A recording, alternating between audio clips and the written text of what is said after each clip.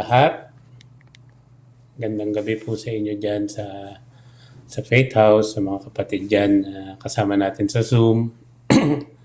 At yung mga kapatid natin na nanonood sa atin online sa Facebook at sa YouTube natin.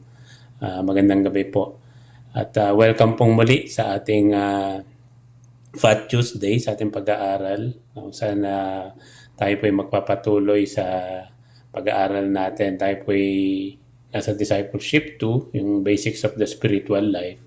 And nasa last part na po tayo, yung Session 8, yung Jesus, our Spiritual Model. So, ayun po. So, bago po tayo mag-umpisa, tayo po muna ay manalangin. Samahan niyo po ako. Yes, Lord, Father in Heaven, Lord, once again, Lord, pinupuri ka namin, sinasambat, dinadakila, Lord God. Lord, muli, Lord God, salamat po, Lord God, sa oras na ito na pinagkaloob mo sa amin. Lord, na upang kami muli makapag-aral ng iyong salita. Lord, salamat po sa pagkakataon ito, sa pribilehiyo na binigay mo sa akin upang magamit mo, Lord God, na magturo, mag-share ng salita mo sa oras na ito. Lord, dalangin ko nga sa oras na ito, Lord God, na samahan mo kami.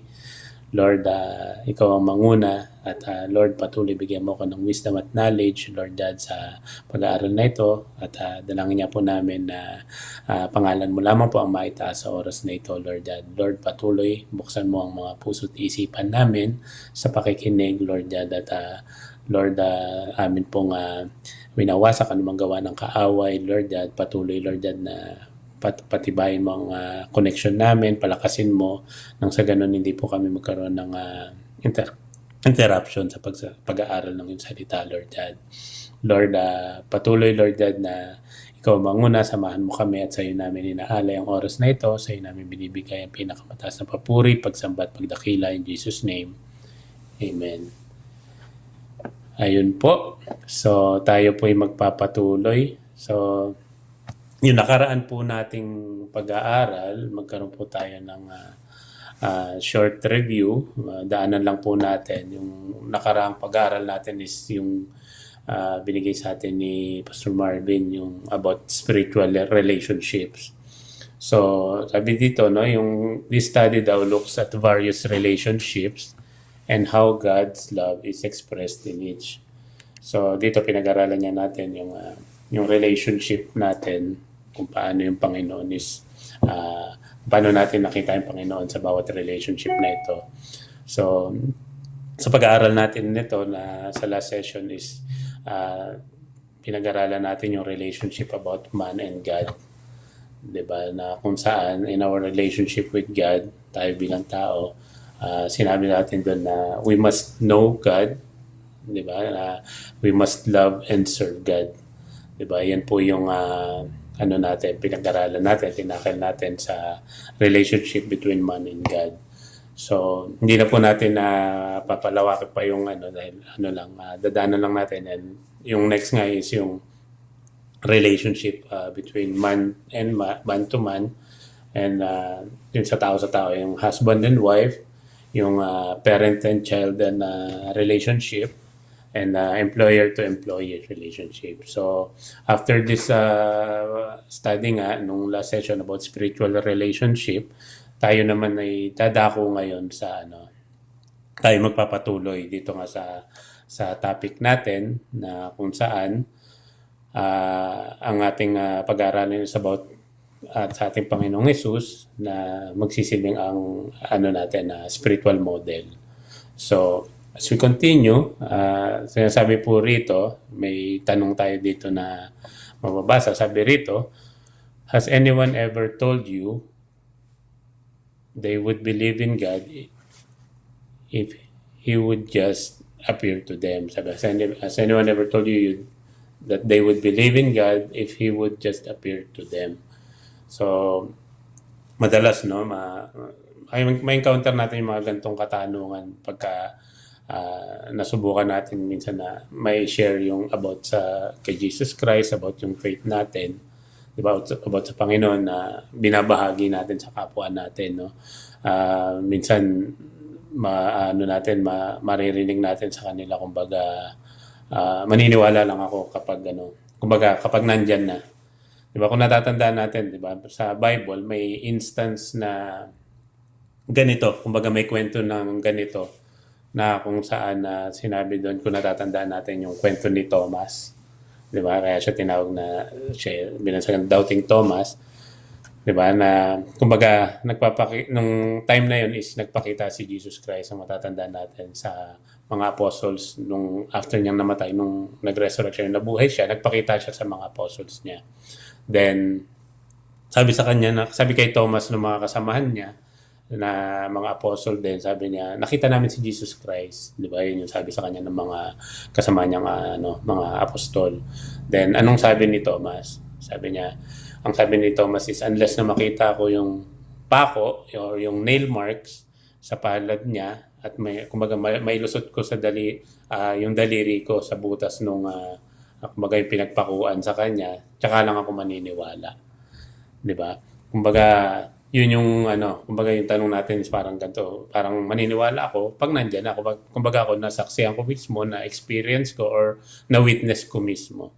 Diba? Parang ba yan, parang ganito po yan, yung mga hilig nating mga tao, kumbaga yung nakagawian natin is na to see is to believe. Yan yung mga yung mga sitwasyon na mangyayari ganyan. Kumbaga, maniniwala lang ako kapag nakita ko. Di ba? Mahilig tayo sa ganyan na kumbaga proof muna, kailangan ng pruweba para maniwala ako. Yan yung mga kumbaga nakaugalian na natin. Pero yun nga, in terms of pag-usapan natin ng Panginoon, yung katotohanan, alam naman natin, sinasabi dito sa next slide, sabi that the fact is God has already revealed Himself to mankind through the life of one man who lived 2,000 years ago. Di ba? Yun nga. Alam naman natin yan, yung kwento about Jesus Christ na yun nga, sinasabi dito na ang Panginoon, nireveal niya na yung sarili niya sa ating mga tao, sa sangkatauhan, sa buhay ng isang tao na kung saan namuhay nga, yung sinasabi dito, 2,000 years ago nabuhay siya. Kumbaga, dito pinakita ng Panginoon. No? Kumbaga, nag-represent yung taong to para sa Kanya. And sinasabi nga po dito, sa next slide, sa Hebrews 1:3, the Son is the radiance of God's glory and the exact representation of His being. Diba? Kumbaga, sabi is kay Jesus Christ, which is the Son, sa Kanya makikita yung, kumbaga, yung representation or yung radiance, yung ningning ng kadakilaan ng Diyos. Diba? Na kung saan is ganun din siya. Kumbaga, ang anak ay siya rin ang, kumbaga, ito yung nagre-represent sa kanya. And yun po. And sabi nga, if you really want to see what God is like, then take a good look at Jesus Christ, His Son. Diba? Hindi na natin kailangan lumayo. Diba? Hindi na natin kailangan maghanap pa ng kung anumang pruweba pa. Kumbaga, tumingin ka lang kay Jesus Christ. Si Jesus Christ nung namuhay siya. Kumbaga, yun na ang ebidensya na hinahanap natin. Amen po. So, pag may nagsabi sa atin na maniniwala lang siya, yung tanong nga na gano'n, na kapag nakita niya yung Diyos, kumbaga, ipakilala natin, kumbaga, ipakita natin sa Kanya, kumbaga, sabihin natin sa Kanya yung buhay ni Jesus Christ na kumbaga yun yung patotoo, 'di ba? At yun po, basahin po natin yung sinasabi sa verse ng John 1 na kung saan si Jesus, sinabi dito, being the Son of God, sabi dito, in the beginning was the Word, and the Word was with God, and the Word was God. He was with God in the beginning. Through Him all things were made, and without Him nothing was made that has been made. And the Word became flesh and made His dwelling among us. Yan po yun sa John 1:1-3 and verse 14. Diba kung natin, diba, yung mga nakarang pag-aaral, diba, sabi dito, sino ba yung Word dito? Which, alam naman natin kung sino yung Word, diba, which is si Jesus Christ. And kumbaga, ano yung ginawa niya to confirm yung identity niya. Di ba? Sinabi rito, yung the Word became flesh and made His dwelling among us. Kumbaga, siya yung sabi nga na Word na nagkatawang tao na nakilala natin. Amen po. Yun po. And yun po, Jesus as the Son of God, sabi nga, the Word became a man and lived among us as the only begotten Son, Jesus Christ. Siya yung tinutukoy na word niya dito na mula sa umpisa kasama na ng ating Diyos Ama.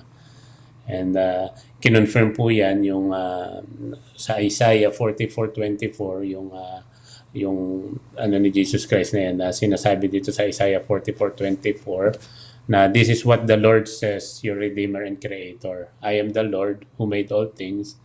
I alone stretched out the heavens, who was with me when I made the earth. Diba? Sabi niya na yun yan, na si Jesus Christ is with him na, kasama na niya nung ginagawa pa lang niya ang mundo. Amen po. So, ayun po, ang sabi din po dito sa next slide natin about sa Colossians 1:15 and 2:9, sabi that He, yun nga, si Jesus, is the image of the invisible God, the firstborn over all creation. So, for in Christ, all the fullness of the deity lives in bodily form. So, yan po, no? Yan yung mga, kumbaga, proof ni Jesus Christ, di ba, na nagre-represent Him and God as one. Di ba? Yan yung inano natin na, yung inano natin sa Trinity, that God the Father, God the Son, and the Holy Spirit, they are one. Yun yung inano sa Trinity. And nga po, and sabi din dito sa John 1:18, no one has ever seen God. Diba? Wala pang nakakita sa Panginoon. But the unique one, who is himself God, is near to the Father's heart. He has revealed God to us. Yun niya. Ni-reveal niya ang Panginoon through Jesus Christ. So, yun niya. Walang nakakita sa Diyos Ama kahit kailan. And yun niya. Pinakilala siya ni Jesus Christ bilang bugtong na anak sa atin, na siya rin yung Diyos na kapiling ng Ama during that time. So sabi rin dito, Jesus the Son of God, and ito nga, yung sinasabi na Christ is the visible representation of the invisible God. In the person of Christ, God walked the earth in physical form. Diba? Yan po yung ano natin na, kumbaga, siya yung nagkatawang tao na, kumbaga, namuhay sa mundo. Amen po. So, ayun po. And basahin na naman natin yun sa Philippians chapter 2, verse 5 to 7. Sabi, your attitude should be the same as that of Christ Jesus, who being in very nature God, did not consider equality with God something to be grasped, but made himself nothing, taking the very nature of a servant, being made in human likeness. Amen po. So, yan po, yung Philippians 2 na yan, pamilyar po sa atin yan, na lagi natin na pag-aaralan yan, especially sa life group natin. 'Di ba? Na sinasabi nga rito kung sino ba si Jesus Christ, 'di ba? Kumbaga, sinasabi rito na ano sinasabi rito sa verse na to about kay Christ.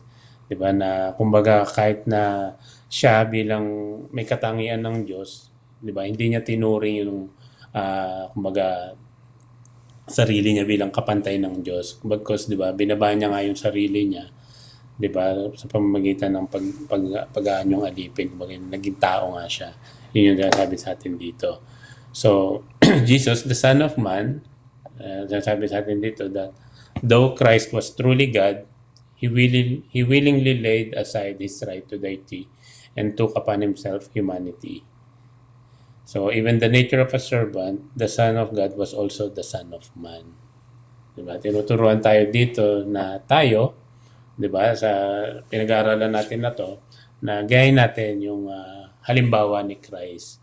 Diba? Yung halimbawa ni Jesus Christ na kung saan, alam nga natin, siya ay Diyos, pero nakita naman natin kung paano siya nagpakababa. Kumbaga, yung humility niya is nakita natin. Diba? Kahit sa buhay natin na lang na, diba, kung iano natin yung buhay natin na tayo, diba? Kahit tayo bilang tao, kahit anong taas ng posisyon natin sa buhay, diba? Anong taas na narating natin or natapos natin sa pag-aaral natin, posisyon natin sa trabaho, diba? i-ano natin yung humility sa puso natin, 'di ba? Kasi minsan nawawala yung humility natin lalo kapag yun nga, nagiging mataas yung tingin natin sa sarili dahil ako, manager ako boss ako, CEO ko, 'di ba? So tinuturuan tayo dito na kumbaga gayahin natin yung example ng ating Panginoong Jesus. So, 'di ba? Yun kumaalala nga natin, 'di ba? Lagi 'yan sa life group natin, may mga life group diyan. Laging ano yan, napag-uusapan natin yung Philippians 2:3 to 8. 'Di ba? Kumbaga inaano natin yan yung Christ likeness, 'di ba? Yung pagiging Christ like na kumbaga makapamuhay tayo gaya ni Christ, 'di ba? Yung Christ likeness sa ating mga puso is may pamuhay na kumbaga makita sa buhay natin. So, ito po no. Ang ganda rin nung sinabi rito ni C.T. Studd. Sabi, if Christ be God and died for me, there is nothing too great that I would do for Him. 'Di ba? Namatay si Jesus Christ para sa atin, 'di ba? Wala na kumbaga higit pa na gagawin natin for Him. 'Di ba? Kung mauunawaan talaga natin yung ginawa ng ating Panginoong Hesus para sa atin. Amen po. So, ano yung tinuturo sa atin ng pag-aaral natin ngayong gabi? So, lalo sa panahon ngayon, 'di ba? Ang buhay natin ngayon is umiikot or nasa SOCMED na lang, kumbaga nasa social media na lang. 'Di ba? Kumbaga hindi mo na kailangan mag-artista para sumikat ka, para makilala ka. Kumbaga sa social media pa lang sisikat ka na. Sa buhay natin, 'di ba, may sa buhay natin ngayon, yan, sa buhay sa social media, may mga fina-follow tayo ng mga kilalang personality, kumbaga sa Facebook, sa TikTok, yan, maraming mga social media platforms na kung saan follow tayo ng follow, kumbaga ina-idolize na natin, ginagaya natin, 'di ba? Ginagaya natin yung mga ginagawa nila, 'di ba? Ginagaya natin kung minsan ginagaya natin paano sila manamit, paano sila magsalita, 'di ba? Ngayon na 'di ba kung anong meron sila, minsan inaano rin natin talaga kumbaga ninanais natin na magkaroon din tayo ng ganun 'di ba? And ultimong mga pananalita ginagaya natin, 'di ba? Yan yung kumbaga reality ng buhay natin ngayon. So, ganun ang ginagawa natin. Kumbaga ginagawa natin silang model ng buhay natin. Kumbaga sila yung nagiging standard ng mundo ngayon yung social media personalities na yan. Kumbaga yung buhay natin is kumbaga ina-adapt natin, 'di ba? Kino-confirm natin sa ginagaya natin so social media personalities. So hindi naman masama 'yon lalo kung ginagawa natin silang inspirasyon for the good, hindi yung kumbaga para sa masasamang bagay. Pero 'di ba, lagi nating iisipin tayo bilang mga Kristiyano, 'di ba? Sino ba yung mga kumbaga sino yung dapat nating ginagaya natin? 'Di ba? Set aside natin yung social media personalities na yan. 'Di ba? Bilang mga Kristiyano, sino ba dapat yung model natin? 'Di ba? Alam naman natin kung diba, yung greatest model natin bilang Kristiyano, 'di ba? Ito po yung next slide po, Timat, sabi. Yan, ang dapat natin ginagaya is si Jesus Christ. 'Di ba? Na kung saan siya yung example natin para kumbaga sa buhay natin. 'Di ba? Jesus our example to live. 'Di ba? Siya yung dapat na role model natin sa buhay. 'Di ba? Kung hindi yung kung sinong kumbaga personality, 'di ba? Kumbaga isipin natin ano natin sa puso at isipin natin na only Jesus ang gagawin nating model. Bakit? 'Di ba? Bakit? 'Di ba? Tatanungin natin, bakit ba? Bakit si Jesus, 'di ba? So, pag-aaralan natin yung kumbaga yung mga example na pamumuhay ni Jesus Christ. Ayun po. So, example natin sa bilang Jesus, our example to live, 'di ba? He live kumbaga merong compassionate life.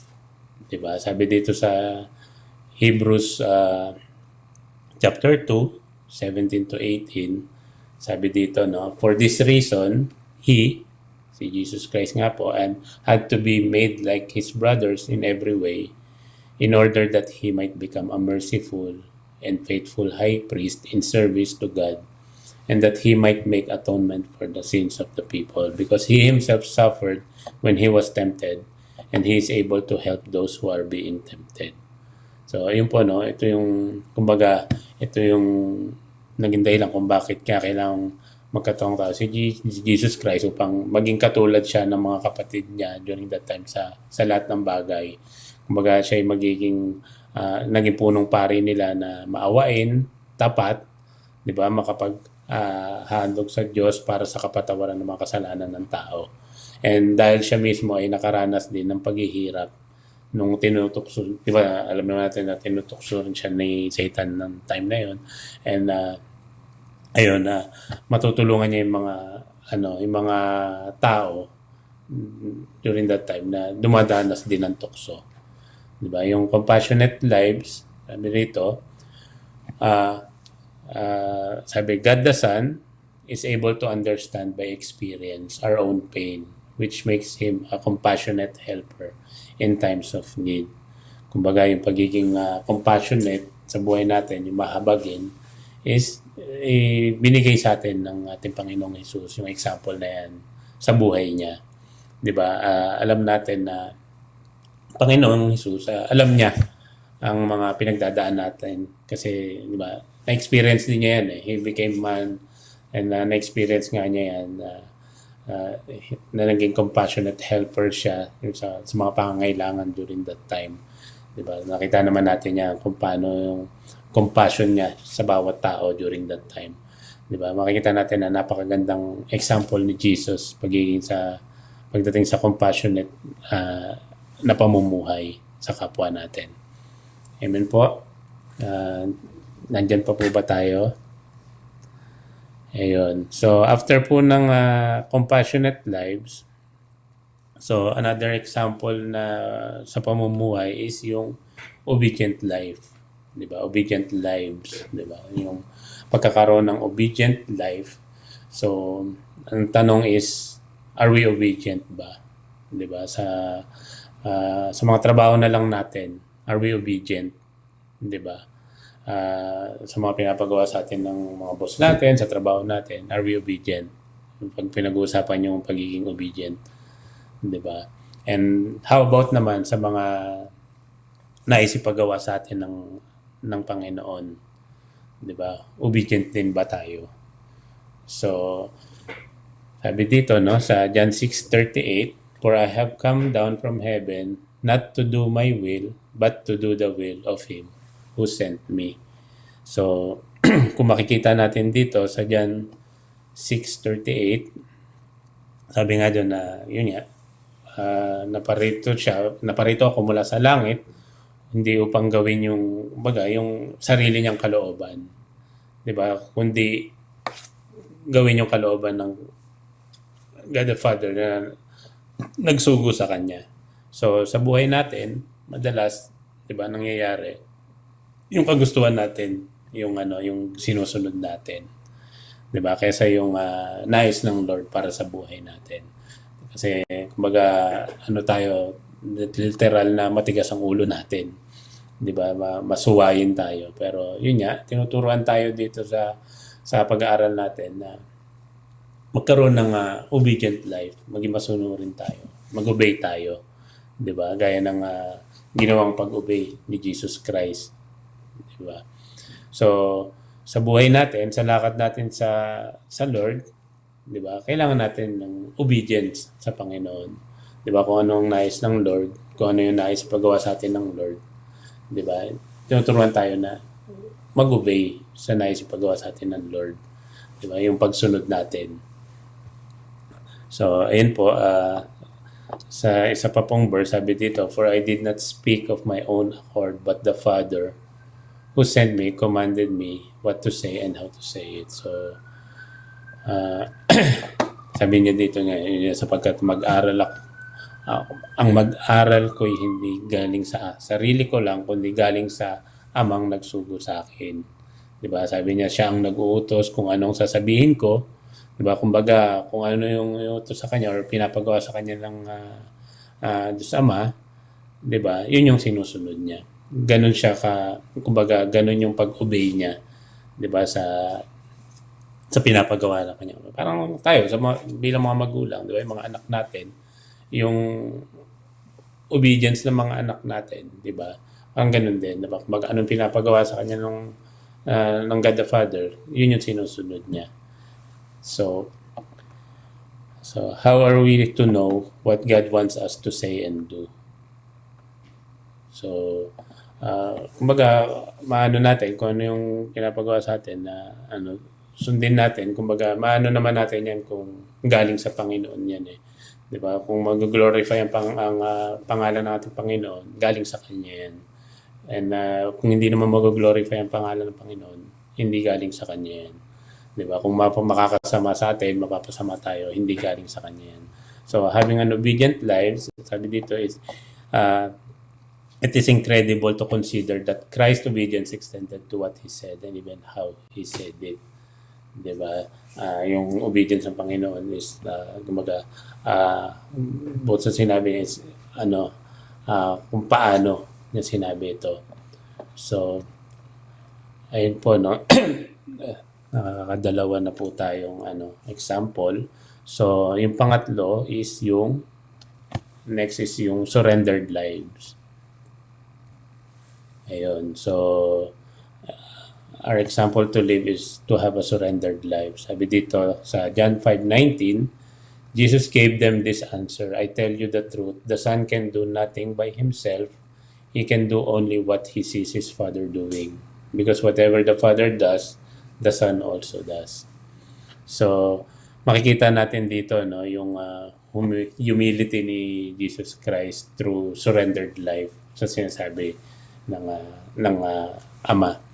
So, sabi niya nga rito sa binasa natin na sinasabi ko sa inyo yung totoo na siya nga, anak ng Diyos na walang magagawa kung sa sarili lang niya. Kung ginagawa ko lang ang nakikita ko na ginagawa ng aking Ama, kaya kung ano ang ginagawa ng Ama ay siya rin ginagawa ko bilang anak. So, yung relationship ni Jesus Christ and yung Father, yung relationship na doon is yung, kumbaga, meron siyang full surrender sa Father. And yung relationship, makikita natin yan, gaya ng example natin, sa magulang at sa anak, di ba? Yung relationship nila together, and kung paano mag-surrender yung anak natin sa akin. Ganun din yung ginawa ni Jesus Christ, di ba? Na, kumbaga, full surrender siya sa Ama, di ba? Na bilang Diyos Ama, yun yung sinusurrender niya yung buhay. Kumbaga, yung para sa pinapagawa sa Kanya. So, sabi nga, if Christ was so dependent upon God the Father, ano yung tinuturo nito sa buhay natin? Diba? Kumbaga, tinuturuan tayo dito na ganun din tayo. Magkaroon tayo ng full surrender. Pag-surrender ng buhay natin sa Panginoon.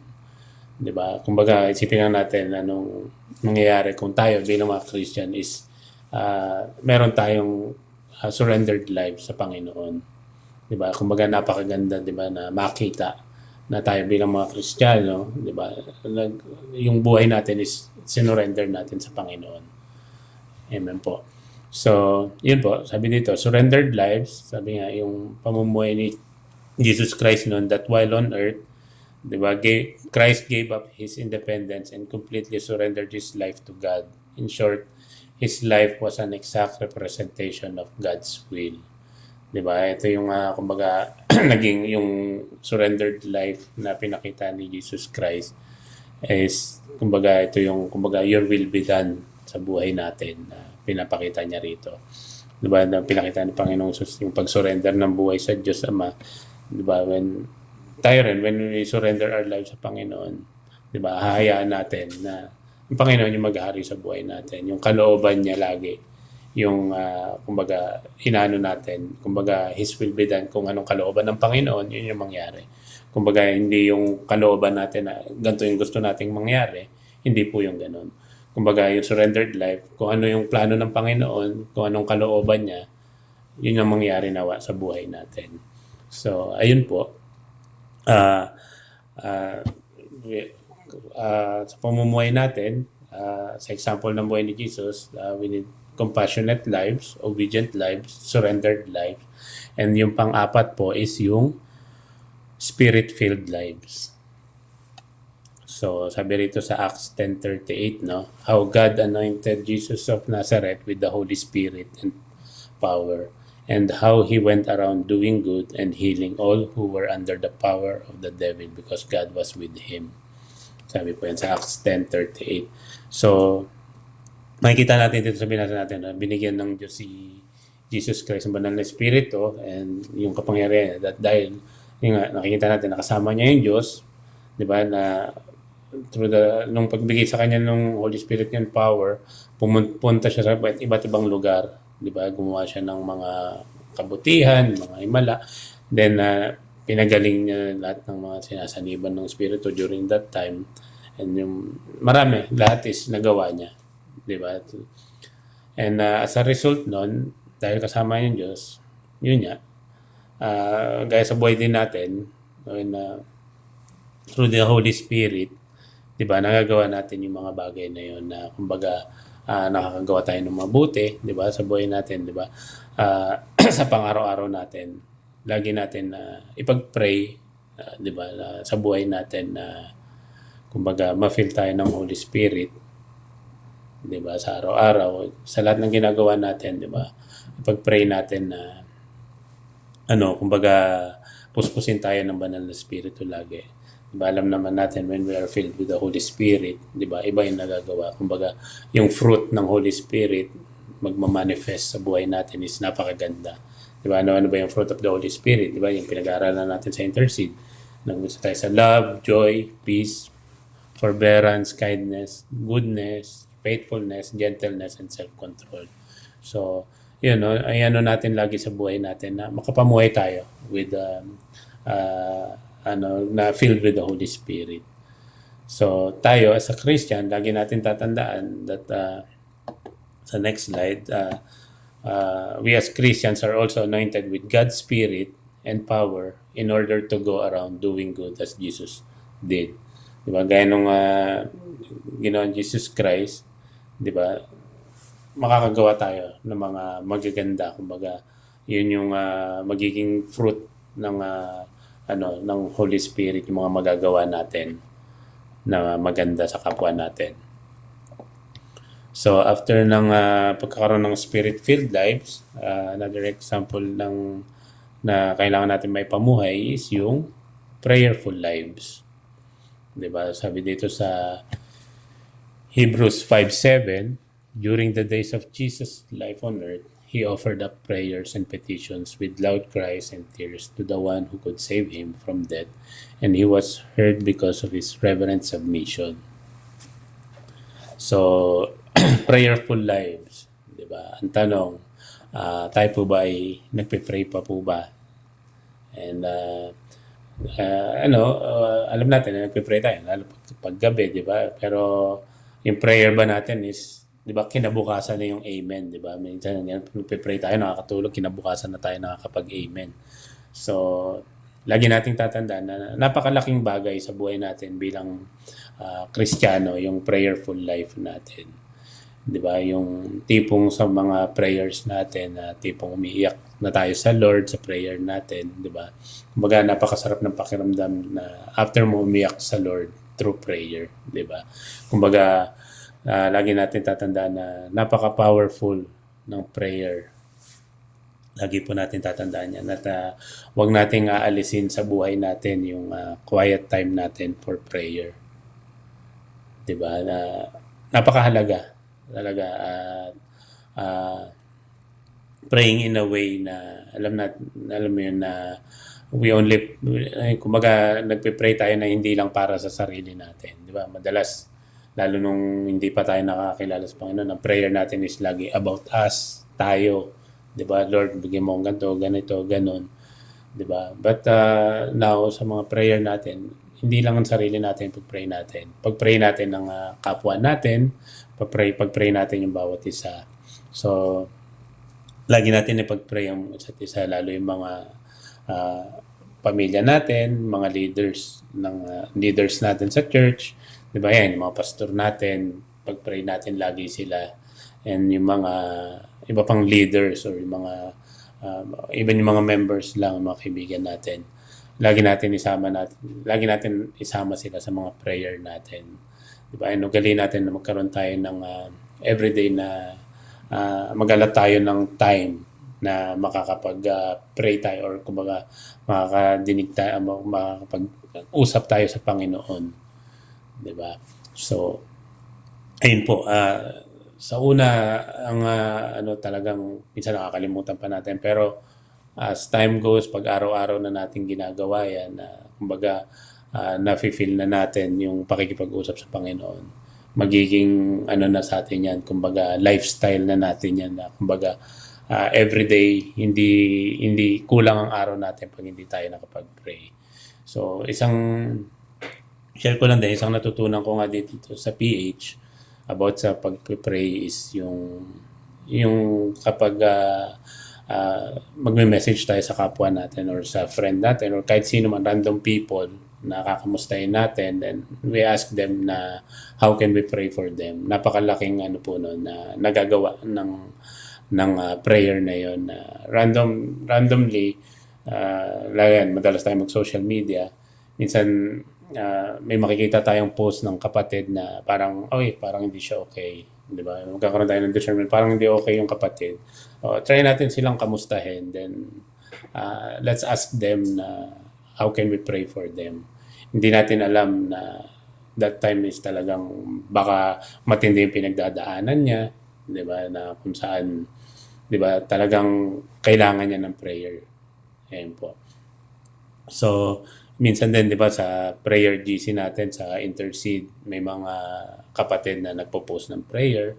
Di ba? Mag-alala tayo na, kumbaga, have time, kahit saglit na oras na ipag-pray natin yung mga, kumbaga, sinishare na prayer points doon. Kasi, talagang napakalaking tulong ng prayer. So, ayun po, no? Kung makikita din natin dito sa binasa natin, kung paano nag-pray si Jesus Christ, sabi niya, having prayerful lives. So, notice daw natin yung intensity of Christ prayer life. Diba? Jesus' prayers were real, personal, and passionate.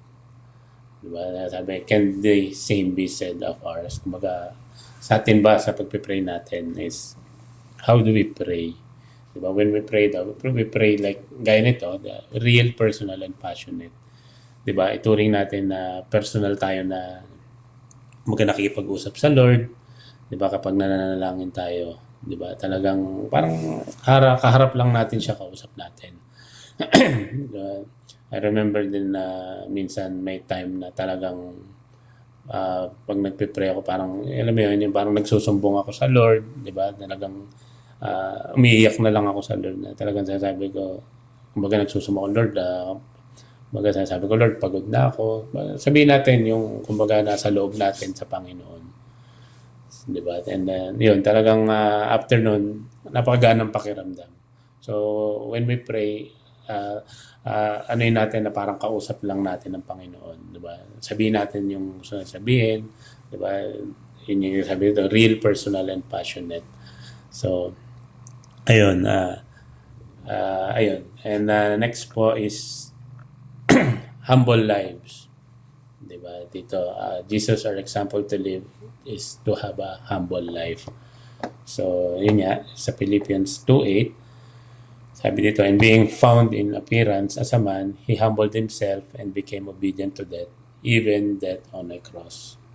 Ayun po sa Philippians 2:8.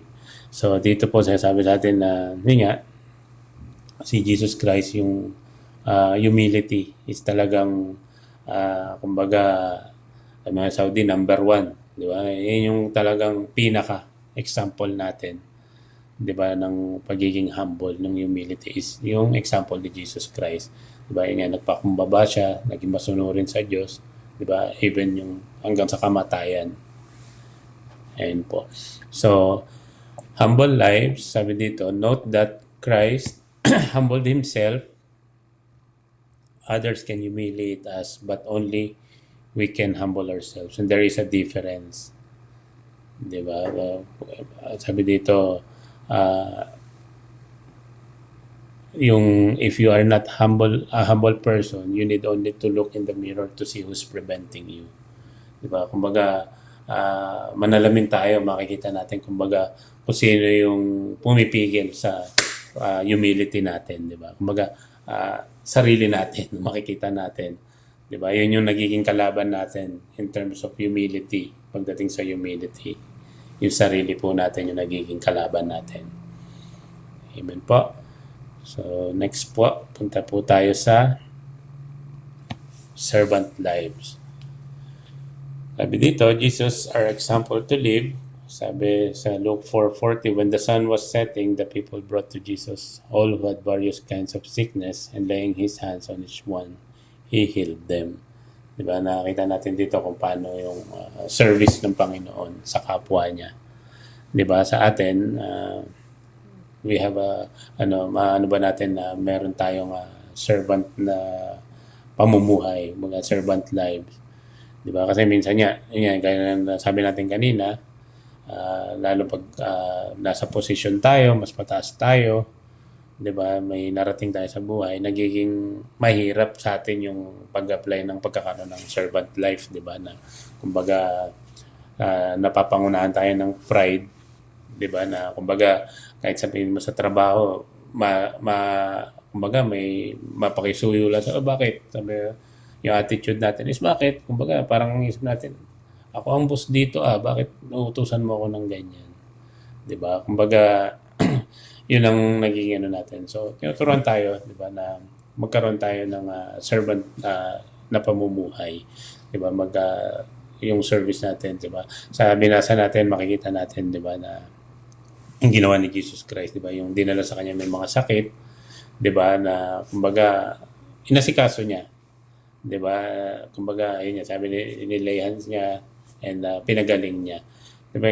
Kasi kung tayo, 'di ba, minsan pagka mga ganyang pagkakataon may mga sakit, iiwasan pa natin. Ay, ayoko nga, baka mahawa pa ako diyan, 'di ba? Natatandaan ko lalo nung kasagsagan ng COVID, 'di ba? May kasama kami sa bahay. Kumbaga hindi mo, kumbaga, wag na, baka mahawa pa ako lalo nung time na kasagsagan nun. 'Di ba? Takot na takot tayo, 'di ba? So, ayun, no, tinuturuan lang tayo na kumbaga yung servant life natin na kumbaga pray din natin na magkaroon din tayo ng servant heart sa atin, 'di ba? Gaya ni Jesus Christ, 'di ba? Makikita natin yung pag pinakita pamumuhay ni Jesus Christ as servant. Hindi lang 'to, kumbaga kung natatandaan din natin yung kwento na kumbaga hinugasan niya yung paa ng mga apostol niya, 'di ba? 'Di ba? Part of service din 'yon. Kumbaga having a servant na pamumuhay din 'yon. So, 'yun po, no. Pinapakita sa atin dito sa next slide na servant lives daw. Christ's life exemplified service to those in need around him. So, what is amazing about his life is that he never turned people away. 'Di ba? Wala siyang pinipili. Kumbaga, kahit sino man 'yan, kahit anong estado niyan sa buhay, 'di ba? Kahit ano pa man ang katatayuan niya sa buhay, wala siyang pinipili. Kumbaga, pagsaserban niya yung taong 'yan, 'di ba?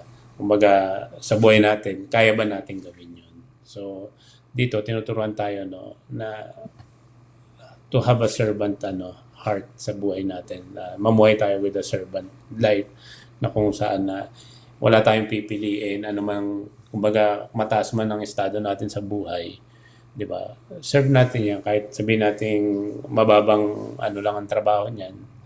Pakita natin yung pagkakaroon ng servant heart sa kanila, kumbaga yung service natin sa kanila. So, yun po, no. Last po na example is yung confident lives. So, sabi dito sa Hebrews 12:2, let us fix our eyes on Jesus, the author and perfecter of our faith, who for the joy set before him endured the cross, scorning its shame, and sat down at the right hand of the throne of God. So, ayun, no. Ano daw yung kumbaga nag-enable kay Christ para ma-endure niya yung suffering on the cross. 'Di ba? Makita natin sa next slide, sabi dito, yung naranasan ng Panginoon noong time na yun na when Christ looked at the cross, he saw the joy that would result in the victory that would be his in the end. So tayo din daw, we too must look through our problems to the triumph that God can and will provide on the other side.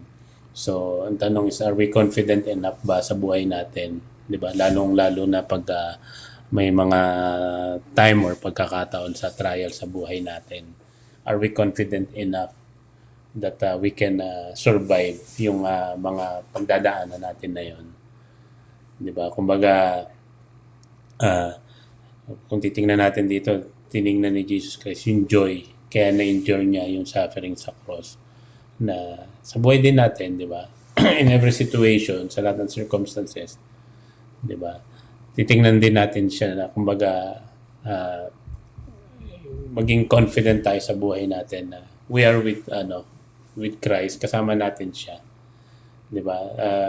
Na sa bawat pagdadaanan natin, mapagtatagumpayan natin 'yon kasi confident tayo na kasama natin ang Panginoon. Amen po. So, yun po, ano natin, lagi, ipag-pray din natin sa buhay natin, sa araw-araw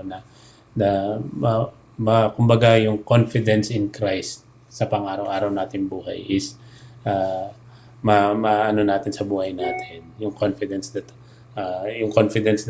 we have peace, 'di ba, in Christ, na kung saan is kasama natin siya in all situation na mapagdadaanan natin, 'di ba?